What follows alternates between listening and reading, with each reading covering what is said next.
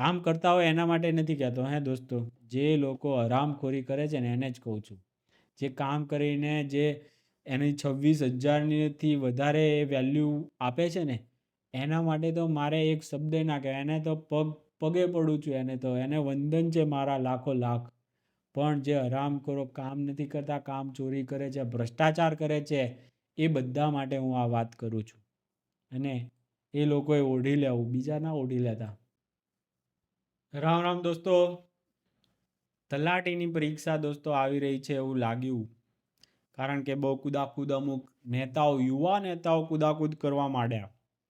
કારણ કે એમાં એમને વાંધો પડ્યો. આમ કેમ કોઈ આપણે લગ્નોમાં ફુવા રિસાયેલા હોય ને એવા રિસાયેલા ફુવા છે આ યુવા નેતા.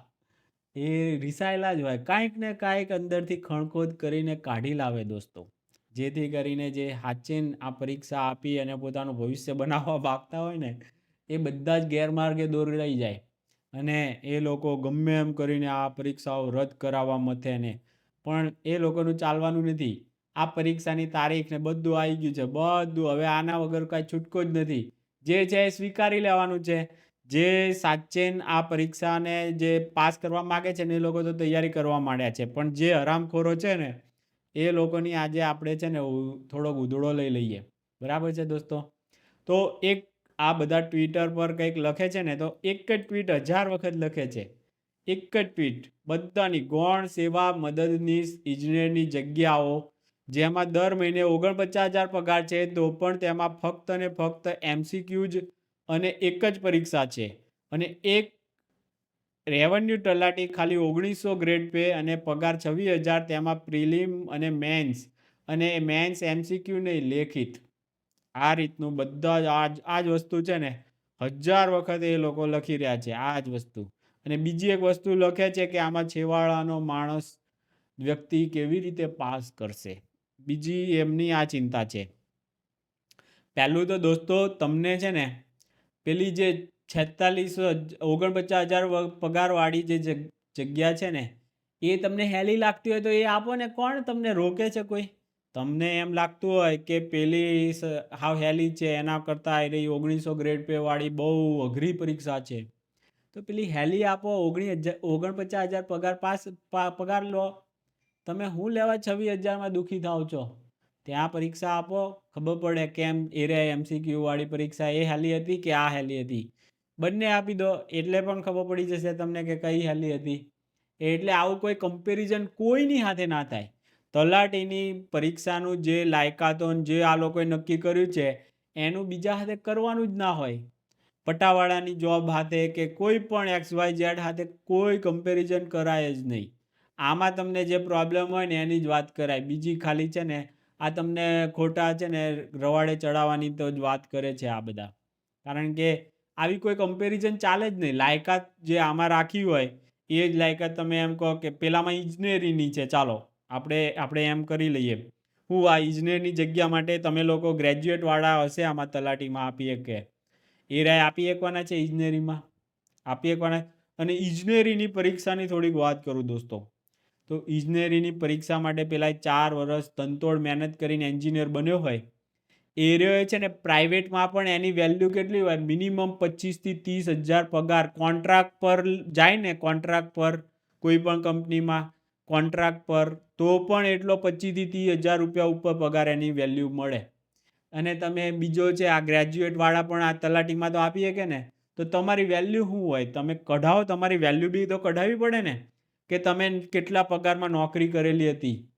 તમારે બધું તમારી વેલ્યુ આ છે ને સરકારે આ એક પોઈન્ટ નોંધવા જેવો છે કે તમે જે માણસને 26,000 રૂપિયા પગાર આપો છો કે 49,000 રૂપિયા પગાર આપો છો એની ખરેખર એની માર્કેટમાં વેલ્યુ છે એટલા પગારની? આ તમે કેમ કઢાવતા નથી? આ એક સૌથી મોટામાં મોટો સૌથી ઉપયોગી સવાલ છે એક ટેક્સ પેયર તરીકે. મારે છે ને આ સવાલનું સોલ્યુશન જોઈએ જ જોઈએ કે તમે જે વ્યક્તિ 10,000માં ના ચાલતો હોય એવાને તમે એક પરીક્ષા પાસ કરાવડાવીને 26,000 આપી દો છો. એ 10,000માં ક્યાંય હાલે એમ નથી હોતો.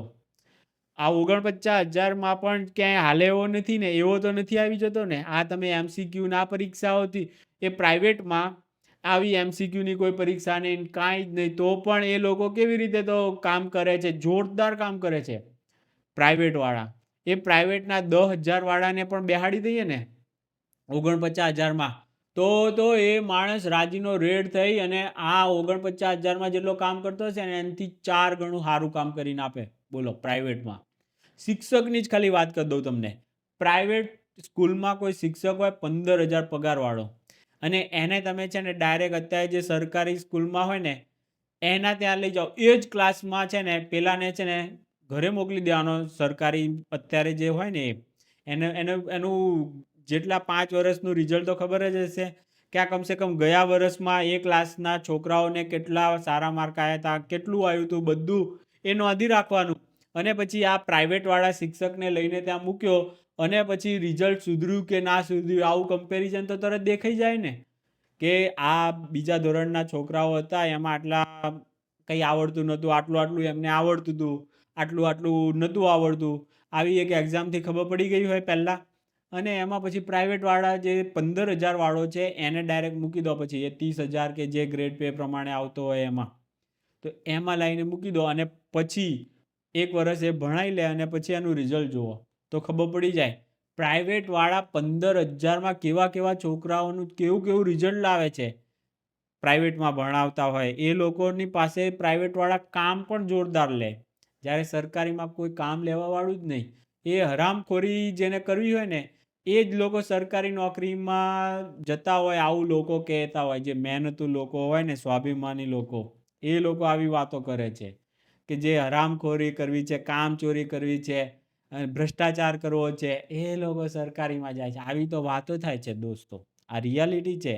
જેટલા પણ સરકારી નોકરીઓ કરતા હોય ને એની આજુબાજુવાળાને જુઓ, તમને એમ થતું હોય કે તો ઈર્ષાના લીધે આવું કહેતા હોય. બની શકે છે ઈર્ષાના લીધે આવું કહેતા હશે, પણ કહેતો છે ને. અને એમાં સચ્ચાઈ નથી એવું તો તમે કહી જ ના કહો, કારણ કે તમે ખુદ પણ તમારે સરકારી નોકરી કરો છો. તમે જ તલાટી પાસે જશો ને તો તમને કેટલા ધક્કા, શિક્ષક કોઈ હોય સરકારી નોકરીવાળો તલાટીમાં જાય, કેટલા ધક્કા એને ખુદને બી ખાવા પડે, તમને ખબર પડે. તમે સરકારી નોકરીવાળો શિક્ષક જે હોય ને એ પોતાના છોકરાને સરકારી સ્કૂલોમાં નથી બેહાડતો.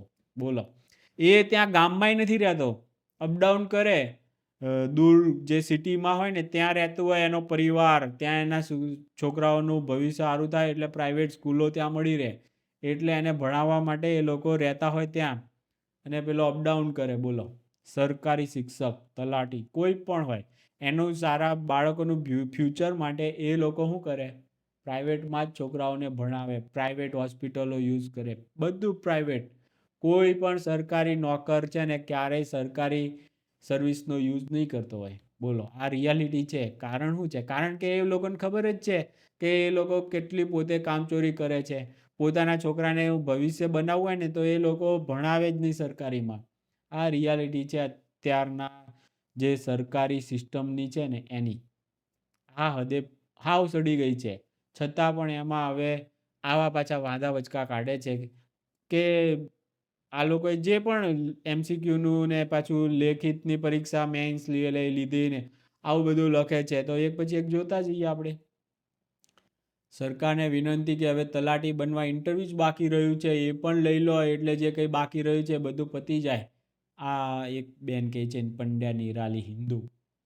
તો વાત તો હા આમ આ ખાલી મજાક કરે છે, પણ આવું કરવું જોઈએ, આવું કરવું જ જોઈએ કે શું કામ ઇન્ટરવ્યૂ પણ લો એટલે ખબર પડે કે આ ખરેખર જેવો ગોખણપટ્ટીવાળો તો નથી ને, કામ કરી શકશે કે નહીં. એવા ઇન્ટરવ્યૂનો ધ્યેય શું હોય છે કે ગોખણપટ્ટીને ચીલા ચાલુ જે ગોખીને આવ્યા હોય એ રીતના જ કામ કરતા હોય, કામમાં કાંઈ હોય નહીં. ગોખણપટ્ટીવાળા કોઈને કામ કરતાં આવડતું નથી, એટલે તો એ લોકો પ્રાઇવેટમાં એ લોકોની કિંમત કઢાવે ને કોઈ 10,000માં ચાલે એવા નથી હોતા, અને આપણે એને 26,000 આપશું આ તલાટીમાં. બોલો, આ ચિંતા તો મારી આ છે, મારું હૃદય તૂટી રહ્યું છે દોસ્તો. પછી એક વસ્તુ આ છે, આની સાથે હું સહમત છું, છેવાડાના વ્યક્તિને નોકરીમાંથી દૂર રાખવાનો પેંતરો. આની સાથે આપણે સહમત છીએ. તો આનું સોલ્યુશન શું? આ તમે મેન્સ નહીં રાખો, આમ નહીં રાખો, ઇંગ્લિશ નહીં રાખો, આ છે એનું સોલ્યુશન? છેવાડાના વ્યક્તિને નોકરી આપવી હોય તો આ સોલ્યુશન જ નથી. હવે હું 101% વાળું સોલ્યુશન આપું તમને. છેવાડાના વ્યક્તિને નોકરી આપવી હોય ને તો આ લાયકાતો જે રાખે છે ને, એક લાયકાત એ રાખી લે કે બાલ મંદિરથી લઈને કોલેજ સુધીનો અભ્યાસ જેણે સરકારી સ્કૂલ, સરકારી કોલેજ, સરકારીમાં જ કર્યો હોય ને એ લોકો જ આ પરીક્ષામાં બેસી શકશે.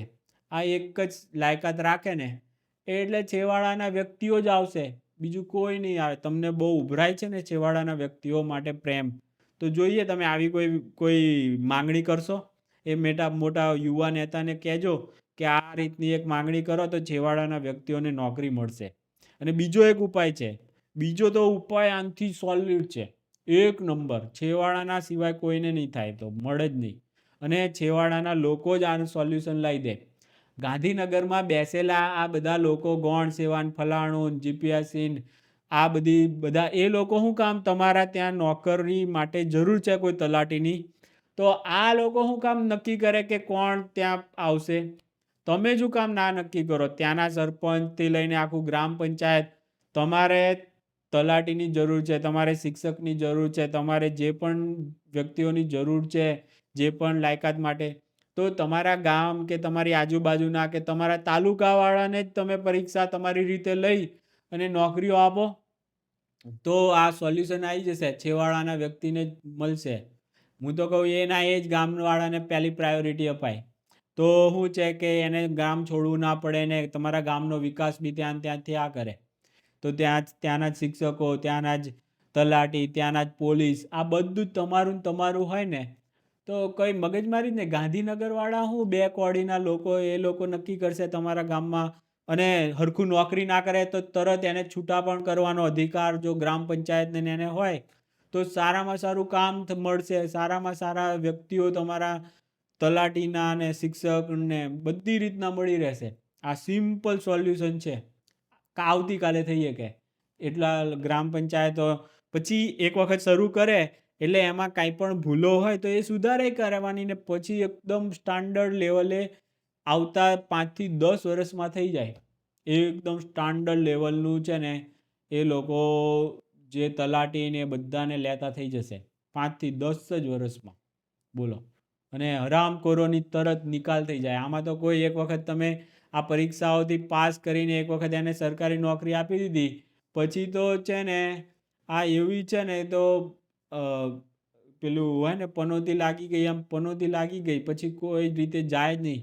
પનોતી એ 7 વર્ષે નીકળી શકે.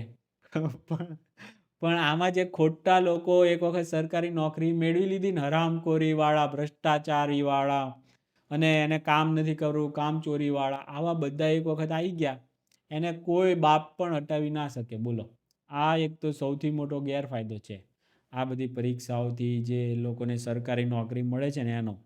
એટલે હું તો બહુ વિરોધી છું. આના કરતાં તો કોન્ટ્રાક્ટ પર કોઈ કંપનીને આપી દેવાય, એ તલાટી રાખી લે, એ પોલીસ રાખી લે, એ શિક્ષક રાખી લે, અને સારામાં સારું કામ ના કરે તો ગ્રામ પંચાયતને એની એ કમ્પ્લેન કરે, જેથી કરીને એ કંપનીને જ આપણે પછી કાઢી નાખવાની.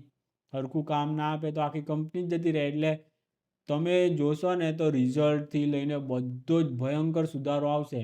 આ લાયકાત જ નથી હોતી આ લોકોની 26,000ની, આ લોકોની 10,000ની નથી હોતી, બોલો. એટલે તો આ બધા પેંતરા છે આ લોકોને આવી એક પરીક્ષા પાસ કરી અને આખી જિંદગી સુધી મફતની કમાણી ખાવાના. એટલે અઘરી કરી હવે પરીક્ષાઓ. પરીક્ષા 2 લેવા માંડ્યા ને MCQ ને લેખિત ને જીપીએસસી જેવી સિસ્ટમ વાળીને. એટલે શું છે કે મહેનતું થોડા ઘણા હોય ને તો એવા આવે, એવું એ લોકોનો ગોલ હશે.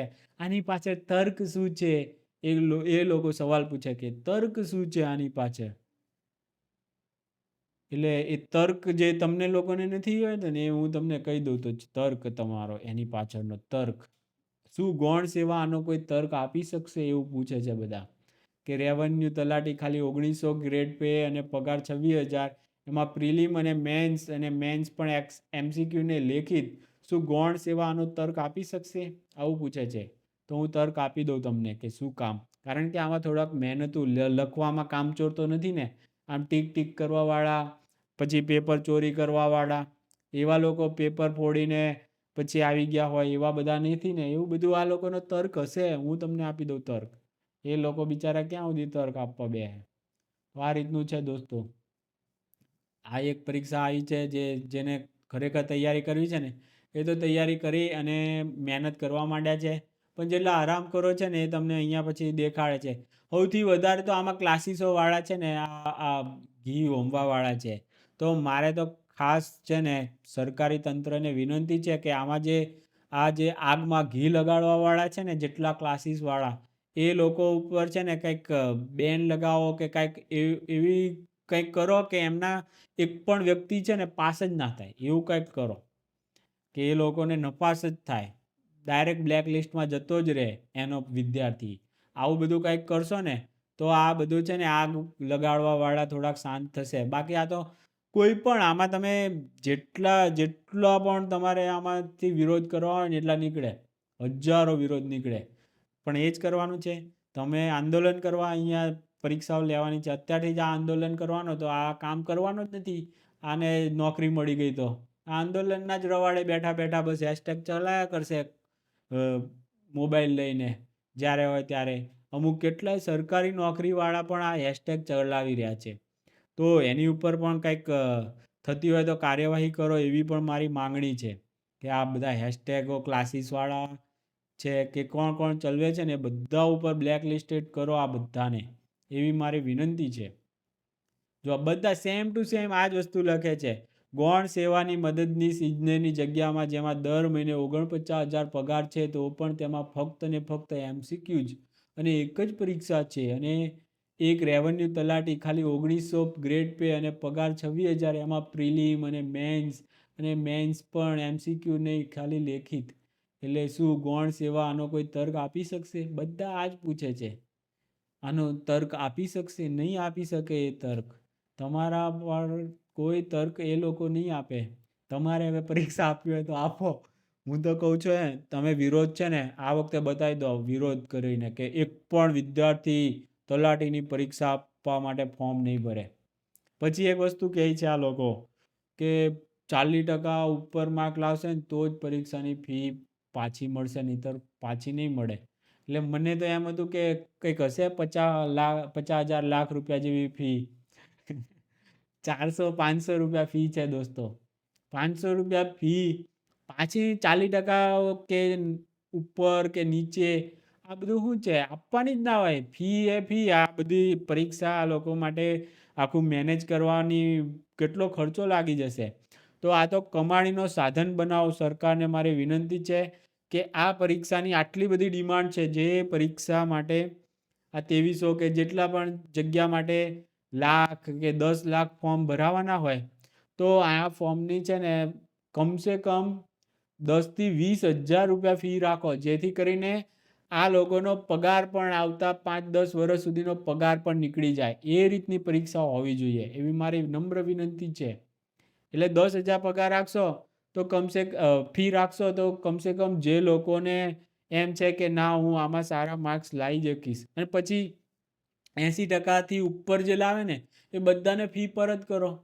આ તો 500 રૂપિયામાં તમે પાછા 40% ઉપરવાળાને ફી પણ પરત કરો. છે હું આ બધું?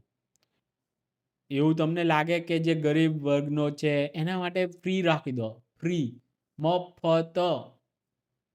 પણ જે લોકો ખમતી દર છે એ લોકોને આપવા દો પૈસા, ફી ભરાઈને એની પાસેથી લો 10,000. હું કમસે કમ આ એક પરીક્ષામાંથી કમસે કમ 100 કરોડ રૂપિયા તમે કેવી રીતે કમાઈ શકો ને આ લોકો પાસેથી એનો વિચાર કરવો જોઈએ.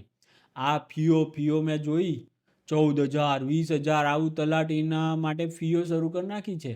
બોલો, આ જાહેરાત થઈ ને તો એ લોકોના આટલા પેકેજો ભરાય છે તો એ છેવાડાનો માણસ છે એના માટે આટલી ફી રખાય છે તમારે 15,000, 20,000, 30,000, 10,000, 5,000 આવી ફીઓ રખાય છે. તો ભાઈ તને છેવાડાની એટલી બધી ફી કરાય તો ફ્રી ભણાવ ને. ઓનલાઈન પાછા ભણાવે છે તો પણ આટલી બધી ફીઓ. ભાઈ બોલો, વિચાર કરો. આ ક્લાસીસો વાળાનો આ ધંધો છે. એ લોકો ધંધો કરે છે તો સરકાર તમે શું કામ ધંધો નથી કરતા? તમે તો આ એક લકી ડ્રોની કૂપન વેચો છો. એ કૂપન મફત થોડી વેચવાની હોય, 500 રૂપિયામાં થોડી વેચાય. કમસે કમ 10,000 થી 20,000 રૂપિયા એની ફી હોવી જોઈએ.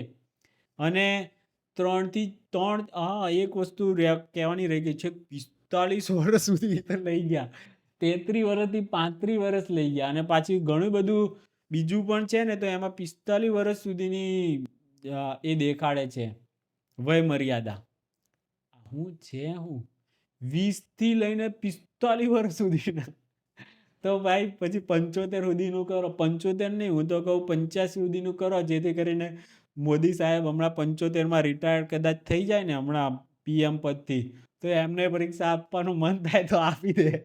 કમસે કમ 75-80 વર્ષ સુધી ઉપરનું કરો. જેટલા રિટાયર્ડ થયા છે એ બિચારાનો શું વાંક બોલો? રિટાયર્ડ થયા છે કોઈ L&T જેવામાં, એમાંથી આમ 5 લાખ 10 લાખ એલો મહિનાનો પગાર છે, એમાંથી પછી હવે રિટાયર્ડ થયા છે. હવે એમને થાય કે સરકારી નોકરી દ્વારા મારે સમાજ સેવા કરવી છે દેશની, તો એ લોકોનો શું વાંક? એ લોકો પરીક્ષા આપે અને એ પાસ કરે, તો એમને પણ રાખો વય મર્યાદા તમે 35 રાખી. આની પાછળ શું તર્ક છે? તર્ક આ પણ પૂછો ભાઈઓ, તર્ક જ તમારે પૂછવો છે. 35 તો 45 કે હું તો કહું 85 સુધીના કેમ નથી લેતા? કારણ કે આ જે કામ કરે છે કાંઈ એવું કંઈ હેવી કામ તો કરતા નથી જે 75 વર્ષનો માણસ ના કરીએ કે. આ જે સ્પીડમાંથી આ લોકો કામ કરતા હોય છે ને, એ કામ તો હાવ વૃદ્ધમાં વૃદ્ધ હોય ને એ પણ આનાથી સારું કામ કરી આપે એવું સરકારી નોકરનું કામ હોય છે. એ સરકારી નોકર જે કામ કરે છે ને, એની સ્પીડ એટલી હાવ લો હોય છે ને, કે જેથી કરીને એમાં તો 80 વર્ષનો બુઢ્ઢો પણ આ જો પરીક્ષાથી પાસ કરે ને તો પણ એને એમ થાય કે ના, હું આમ યુવાનો કરતાં પણ સારું કામ કરું, તો એ વધુ સ્પીડમાં સારું કામ આપશે. રિયાલિટી આ તમને કહું, તમને જે વસ્તુ 1 મિનિટમાં 1 કલાકમાં થવાની હોય ને, તો આ સરકારી નોકર એને 1 મહિનો 1 વર્ષ લગાડી દે છે. બોલો, 1 મહિનો ને 1 વર્ષ ત્યાં સુધી લગાડી દે છે, એનાથી ઓછું નથી લગાડતા. તો પછી આમાં 85 વર્ષના બુઢ્ઢા પણ લો તો શું ફરક પડી જવાનો છે? યુવાનોની ખાલી ખોટી કારકિર્દીની મા બેન શું કામ કરો છો? યુવાનોને તો ક્યાંક બીજે પ્રાઇવેટમાં જોબ કરવી જોઈએ. યુવાનો માટે આ સરકારી નોકરી હોવી જ ના જોઈએ. પણ ખબર નહીં કેમ સરકારે પણ યુવાનોને ગેરમાર્ગે દોરવાનું સૂઝે છે. એ પણ આ લોકોની છે ને મજાક બનાવી દીધી છે યુવાનોની. ખરેખર મારું તો જીવ બળી જાય છે યુવાનોને આ ખોટા માર્ગે આવી બધી 1900 ગ્રેડ પે ને ફલાણા ગ્રેડ પેમાં બરબાદ થતા જોવાથી મારું દિલ બહુ દુખે છે દોસ્તો. યુવાનો આ સરકારી નોકરીના રવાડે ક્યાં ચડી જાય છે? ખરેખર દુઃખ થાય છે દોસ્તો. અને એક તો ટેક્સ પેયર તરીકે અમારો જે આત્મા બળે છે કે જે વ્યક્તિની વેલ્યુ 5000માં પણ કોઈ રાખવા તૈયાર ના હોય, એવાને તમે 26,000 સ્ટાર્ટિંગ, પછી લાઈફ ટાઈમ પેન્શન ને કેટલું આપવાનું આરામ કરો ને. બહુ દિલ દુખી જાય છે દોસ્તો. કામ કરતા હોય એના માટે નથી કહેતો દોસ્તો, જે લોકો હરામખોરી કરે છે ને એને જ કહું છું. જે કામ કરીને જે એની 26,000થી વધારે વેલ્યુ આપે છે ને, એના માટે તો મારે એક શબ્દ ના કહેવાય, એને તો પગે પડું છું, એને વંદન છે મારા લાખો લાખ. પણ જે હરામખોરો કામ નથી કરતા, કામ ચોરી કરે છે, ભ્રષ્ટાચાર કરે છે, એ બધા માટે હું આ વાત કરું છું. અને એ લોકોએ ઓઢી લેવું, બીજા ના ઓઢી લેતા. ચાલો ત્યારે દોસ્તો, રામ રામ.